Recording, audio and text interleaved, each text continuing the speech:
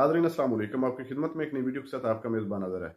नाज़रीन, मुस्लिम लीग नवाज का रहनुमा अता तारड़ है, इसका कोई भी ऐसा प्रोग्राम नहीं जिसमें इसकी बेइज्जती ना हो, क्योंकि ये मुसलसल नवाज शरीफ की चापलूसी में लगा रहता है। इसी तरह आज भी इसके साथ हुआ। आसमा शिराजी ने तो आज आखिर ही कर दी। इस तरह के सख्त और कड़वे सवालात किए कि तारड़ के पास एक सवाल का भी जवाब नहीं था। मुसलसल पीटीआई को टारगेट करता रहा, लेकिन आसमा शिराजी ने इसकी खूब क्लास लगाई। एक दफा वीडियो मुलाजा फरमाए, फिर इस पर मुकम्मल तफसील आपके सामने रखते हैं। उस दिन जिसका दिल करता है वो जेल के बाहर खड़ा होकर माइक पे बोलना शुरू कर देता है। नहीं, अच्छी बात है ना, वो साबिक वजीर आज़म तो रहे हैं, आलीशान खाने जा रहे हैं। 9 मई के जितने मुल्जिमान हैं, कोई एक भी ऐसा नहीं है जिसकी शनाख्त ना हुई हो। इन्होंने क्या किया, बेचारे मासूम पॉलिटिकल वर्कर जो घर में टिकटॉक सारा दिन देखते थे, उनके जहनों में जहर भरा। कल बिलावल साहब ने भी कहा था साहब कि बना दें उसके ऊपर, लेकिन क्या जुडिशल इंक्वायरी, और उसके ऊपर एग्रीड भी हैं, असद कैसर साहब हो, राजा साहब हो, सब कहते हैं कि भाई दूध का दूध पानी का पानी होना चाहिए, क्योंकि बेनिफिशरी कौन है इसके ऊपर बात हो रही है। कौन है बेनिफिशरी? वैसे देखिए, हमें अब आगे बढ़ना है, हम अवाम हमारी तरफ देख रही है। ये तकसीम की सियासत, गालम गलोच की सियासत, इल्ज़ाम तराशी की सियासत, आप गवाह हैं। हम अपोजिशन में थे, दिन रात हमारे लीडरान को कैद में डाला जा रहा था, मुंह पे हाथ फेर के कहा जा रहा था एसी उतार दूंगा, खाना बंद कर दूंगा, दवाई बंद कर दूंगा, मूंछों से पकड़ के तुम्हें डाल दूंगा, शायद खाकान मैं तुम्हें पकड़ लूंगा। हम तब भी हम कह रहे थे अम्मी साके मईशत कर लो, उस साइड पे खड़े होके। और ये वक्त का धारा है। आज हम इधर बैठे हैं, कल वो बैठे थे, कल फिर वो बैठ जाएंगे, हम इधर बैठ जाएंगे। ये चलता रहता है, बिल्कुल ये इसी तरह चलना है। मगर हमारा किरदार याद रखा जाएगा। हमने अवाम के लिए, इस मुल्क की फलाह बहबूद के लिए क्या किया वो याद रखा जाएगा। और देखें, लेकिन जो सीबीएम्स की बात हो रही है कि अगर कुछ आप जो आम वर्कर्स हैं जिनको पकड़ा गया और बड़ी तादाद में लोगों को पकड़ा गया है, उनको रिहा करें। 9 मई के ऊपर आपने देख लिया, वो कह रहे हैं प्राइम मिनिस्टर जो करेंगे करेंगे। 2 जुडिशल कमीशन के मुतालबात है, मैं दोनों पे बात करना चाहता हूँ। क्या किसी को शक है कि ये अलीमा बाजी, ये नौरीन बाजी, ये उज़मा बाजी, ये तीनों हमशीरा जो हैं इमरान खान साहब की, ये कोर कमांडर हाउस के बाहर मौजूद नहीं थी? क्या किसी को इस बात में शक है कि हसन खान न्याजी साहब जो उनके भांजे हैं, उन्होंने वर्दी की वहाँ पे बेहुरमती कोर कमांडर हाउस के बाहर नहीं की? क्या किसी को शक है कि इनके मेन रहनुमा सारे वहाँ पे मौजूद नहीं थे? और देखें, जवाब क्या पेश किया जा रहा है कि हमें गोली क्यों नहीं मारी, हमारा रास्ता क्यों नहीं रोका, हमारे पे डंडे क्यों नहीं बरसाए, शेलिंग क्यों नहीं की?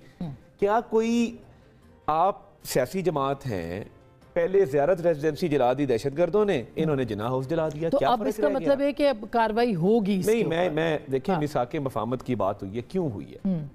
ये चाहते हैं कि जुडिशल कमीशन बना दिया जाए। मुझे बताएं, आखिरी दफा इस मुल्क में जुडिशल कमीशन की रिकमेंडेशंस पे अमल दरामद कब हुआ था? नहीं होता अमल दरामद। और ये चाहते हैं ट्रायल रोक दिए जाएं। अब ट्रायल चल रहे हैं, कमीशन बनेगा, ट्रायल वहीं के वहीं रुक जाएंगे। मगर ये इसको जो एनआरओ का रंग दे रहे हैं कि खान साहब को रिलीज कर दिया जाए। खान साहब के खिलाफ जो केसेस हैं उनको कोर्ट्स ने ट्राई किया है, कोर्ट्स ने इंडाइट किया है, अपील के फोरम मौजूद हैं। देखिए, और दूसरा इलेक्शन वाला भी, जो इलेक्शन ट्रिब्यूनल बनता है वो हाई कोर्ट के जजेस पे मुश्तमिल है। आप क्या उन हाई कोर्ट के जजेस पे एतमाद नहीं कर रहे?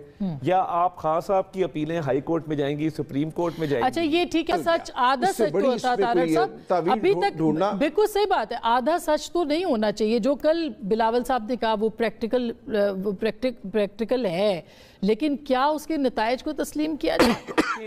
9 मई के जितने मुल्जिमान हैं, कोई एक भी ऐसा नहीं है जिसकी शनाख्त ना हुई हो।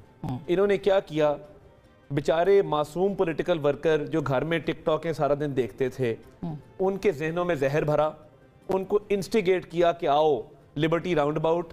और आप देखें वो खवातीन जो लैंग्वेज इस्तेमाल कर रही है, 2-3 खवातीन के फुटेज हैं, उन्होंने ये बाजू ऊपर किए हुए और कह रहे हैं कि जी आज हम फलां फलां फलां कर देंगे और निकलो घरों से, और हम कोर कमांडर हाउस जा रहे हैं। ये सारे पॉलिटिकल एक्टिविस्ट, उनकी बात में किसी ने कानूनी मावनत तक नहीं की। ये वो लोग हैं जिन्होंने अपनी ज़ाती मफाद की खातिर, अपनी अना की खातिर पॉलिटिकल वर्कर्स को इस्तेमाल किया। और जब उनके माँ बाप रो रो के दुहाइयाँ देते रहे कि इनको सजा हो जानी है, जेलों में है, किसी ने कानूनी मावनत तक नहीं की। तो मुझे बता दें कि अगर उसमें से एक भी बंदा नॉन आइडेंटिफाइड है जिसकी शनाख्त नहीं हो सकती, मगर अब तो ये आपका काम है ना, अब आप हुकूमत में है ना, अब आपको उन मजलूमों सजा देना, उन्हें सजा बिल्कुल। और उनको देखिए, ट्रायल आगे बढ़े। ऑब्वियसली ट्रायल देखिए, हम चलने तो ये चाहिए, कह रहे शफाफ हैं तरीके से चलने चाहिए, कंक्लूड होने चाहिए। राजा साहब मेरे उस्ताद हैं, बड़ा एहतराम है, मैं इनसे कम ही डिसएग्री करता हूं, मगर देखें बिल्कुल ट्रायल चलने चाहिए, अपील का राइट आगे मौजूद है, रिट का राइट मौजूद है, इवन मिलिट्री ट्रायल के जो ऑर्डर्स हैं उसके खिलाफ आप रिट में हाई कोर्ट जा सकते हैं। मीडिया के हवाले से भी एक कहा गया है कि जिस तरह के मकासद लोगों ने पूरे किए हैं और मजमूम मकासद थे, अनासर थे, उनके खिलाफ कार्रवाई की जाएगी। गीत तारड़ साहब, इसको क्या हम किन मानों में लें? क्या पहले से ट्विटर बंद है, वो मामला हाई कोर्ट में है, और ज़्यादा सख्तियाँ होने वाली हैं क्या? मैं ये समझता हूँ कि ट्विटर के हवाले से, मैं तो देखें पॉलिटिकल एक्टिविस्ट हूँ, मैंने मुशर्रफ द्वार में भी बड़ी स्ट्रगल की, 1 साल हम सड़कों पे रहे। देखिए मैं रेगुलेशन के ख़िलाफ़ हूँ, मैं इस कंट्रोल के ख़िलाफ़ हूँ, मगर हम सियासी जमातों को आपस में बैठ के कोई रूल्स ऑफ द गेम तय करने, ये नहीं हो सकता कि एक मेजर आदिल राजा यूके में बैठे पाकिस्तान के दुश्मनों से फंडिंग करवाए और पाकिस्तान की रियासत और पाकिस्तान के मफाद के खिलाफ काम करे और सियासी जमातें उसके एजेंडे को प्रमोट करें। ये काम नहीं हो सकता। हमें आपस में एक चार्टर करना है पॉलिटिकल पार्टीज को, मैं स्टेट की बात नहीं कर रहा, कि क्या रेड लाइन है जो क्रॉस नहीं होनी चाहिए। तमाम हमारी सोशल मीडिया टीम्स करती हैं, इनकी थोड़ी कम करते हैं, बाकी जमातों की सोशल मीडिया टीम्स के लोग करते हैं और वो भी एक्टिविस्ट हैं, उनका भी एक बेंट ऑफ माइंड है। हमें एक कोड ऑफ कॉन्डक्ट अपने आप के ऊपर लागू करना है। देखिए कोशिश क्या होती है कि वो तो सियासी जमातों को करना है ना, फिर मीडिया उसका निशाना बनता है ना, फिर मीडिया का क्या करेगा? आजकल वीलॉग्स या जो यूट्यूबर्स भी हैं, एंगलिंग है ना, नहीं बहुत वो तो बहुत क्या है कि आज मेरी कोशिश है सुबह उठ के कि आज पाकिस्तान की स्टॉक एक्सचेंज क्रैश कर जाए, आज मेरी कोशिश है कि मैं कोई ऐसी बात करूं कि पूरे मुल्क में आग लग जाए, मैं ऐसी सनसनी फैलाऊं, उसका थंबनेल भी ऐसा बनता है कि वो एजेंडे के साथ होता है। देखिए हमने अगर इस मुल्क को बचाना है, पूरी दुनिया में कैसे चेक, कोई चेक नहीं है इसके ऊपर, कैसे आप चेक करेंगे? कोई ना कोई इसका कोड ऑफ कंडक्ट डूज और डोंट्स का बिल्कुल बनना चाहिए, अदरवाइज ये चीजें में ले बैठेगी।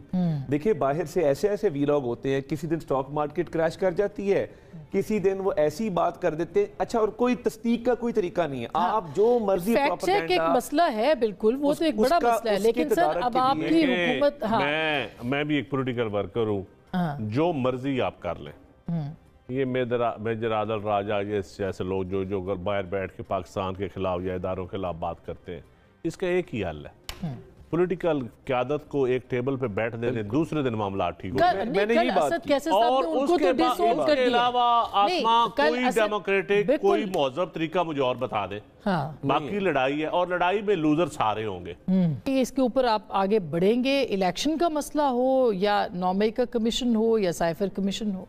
देखिए जहाँ तक 9 मई की बात है, मैंने पहले भी अर्ज किया कि जिनके खिलाफ कोई शवाहिद सबूत नहीं है उनको तो बिल्कुल रिहा होना चाहिए, उसमें किरदार भी अदा करेंगे।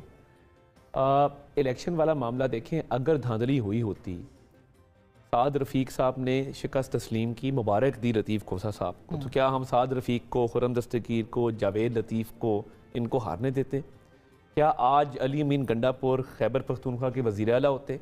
जिस तरह की ज़बान वो इस्तेमाल करते हैं, जो उनका रवैया है, मैं समझता हूँ कि इसको तस्लीम करना चाहिए। जिसको जहाँ जहाँ मैंडेट मिला है, पीपल्स पार्टी को 2 सूबों में मिला है, इनके बलूचिस्तान में भी वज़ीर आला हैं, सिंध में भी हैं, हमें पंजाब में मिला, PTI को खैबर पख्तूनख्वा में मिला, और उसी तनासब से कौमी असम्बली की सीटें हर सूबे से आई हैं। तो एक मैंडेट है, उसको तस्लीम करें। खैर अब उसके ऊपर सवालात तो बहुत से हैं, मैं अब उस पे जितनी बहस करेंगे उतना सर मैं जीती सीटों पे जश्न मना लेना, हारी पे कह देना कि धांधली हुई है। जी बोलिए एक जुमला, मैं फिर वजारतों में पूछूं कौन कौन वजीर बन रहा है सर? देखिए आसमा, ये मुमकिन नहीं है मेरे लिए ये मुमकिन नहीं है किसी हवाले से भी मैं अपने आप से झूठ बोलूं तो फिर मुमकिन हो कि मैं कहूं हाँ ये इलेक्शन ठीक हुआ और मैं हार गया। मैं अपने अवाम से, अपने वोटर से झूठ नहीं बोल सकता, ये मैं किसी सूरत नहीं कहूंगा। लेकिन राजा साहब, अब 18 वाला भी ऐसा ही था, 18 का भी ट्रूथ एंड रिकंसिलिएशन बनना चाहिए, इसका भी बनना चाहिए। ठीक है, होगा ना, अगर बनेगा तो फिर 24 की नौबत ये कर रहा हूं कि जब भी धांधली हो हमें उससे सरफे नजर नहीं करना। ये नहीं हम कह सकते कि चूंकि 18 में हुई थी तो चलो हम 24 को भी मान लेते हैं, हमने किसी भी धांधली को नहीं मानना। बिल्कुल 18 में भी होना चाहिए। वजीर खजाना कौन बन रहा है सर? कोई बनता नहीं, बिल्कुल आपकी सही बात है, कहीं से तो इब्तिदा करनी है। देखिए इब्तिदा अगर करनी है, आज का इलेक्शन तो यही मौका है इब्तिदा करने का, वरना अगर 2018 के गड़े मुद्दे खोदना शुरू किए तो बहुत कुछ निकलेगा। और हमारी लीडरशिप तो चले सियासी केसेस में अंदर थी ना, हमने तो 24 साइफर को नहीं लहराया था। 18 को मत खो। जितनी ऐश व इशरत की जिंदगी में इमरान खान साहब गुजारे, हमारी लीडरशिप को मुलाकातों की इजाजत नहीं थी इस तरह। हर दूसरे दिन जिसका दिल करता है वो जेल के बाहर खड़ा होकर माइक पे बोलना शुरू कर देता है। नहीं, अच्छी बात है ना, वो साबिक वजीर आज़म तो रहे हैं, आलीशान खाने जा रहे हैं। नाजरीन, आपने वीडियो मुलाजा फरमाई। नाजरीन, कितने अरसे से इस मुल्क पर PMLN मुसल्लत है, लेकिन अता तारड़ को देख रहे हैं, ये हर इक़्तिदार में सिर्फ और सिर्फ नवाज शरीफ की चापलूसी करता है। और जितने भी प्रोग्राम हुए, कभी भी इसने अपने मुंह से सच्ची बात जो है वो नहीं निकाली। जब इमरान खान का दौर था तब भी ये PTI को टारगेट करता था, फिर इन्होंने हुकूमत छीन ली, एक PDM ग्रुप बना, फिर भी ये PTI को टारगेट करता था। इलेक्शन जो है वो हो गया, अब इन जालिमों ने हुकूमत जो है उसकी कमांड संभाल ली है, लेकिन फिर भी अभी भी ये PTI को टारगेट कर रहे हैं। और हर प्रोग्राम में इनका सिर्फ एक ही अल्फाज होता है, 9 मई 9 मई। ये 9 मई का ड्रामा सारा PMLN ने खुद ही रचाया था और उसमें फंसाया था PTI को। हत्ता कि जब आसमा शराजी या दूसरे तीसरे जितने भी एंकर इनसे सवालात करते हैं कि आप इसकी तहकीकाती कमेटी क्यों नहीं तश्कील देते, या इलेक्शन में जो धांधली हुई है इस पर तहकीकात क्यों नहीं करवाते, तो आगे से ये देख लें उसके जवाब टाल मटोल कर देते हैं कि यहाँ इस मुल्क में तहकीकात को कौन मानता है, क्या फायदा है तहकीकाती कमेटी तश्कील देने का। नाज़रीन, ये चोर है, अवाम इनको बखूबी जानती है, और चोर जो होते हैं वो अपनी चोरी छुपाने के लिए किसी हद तक भी जा सकते हैं।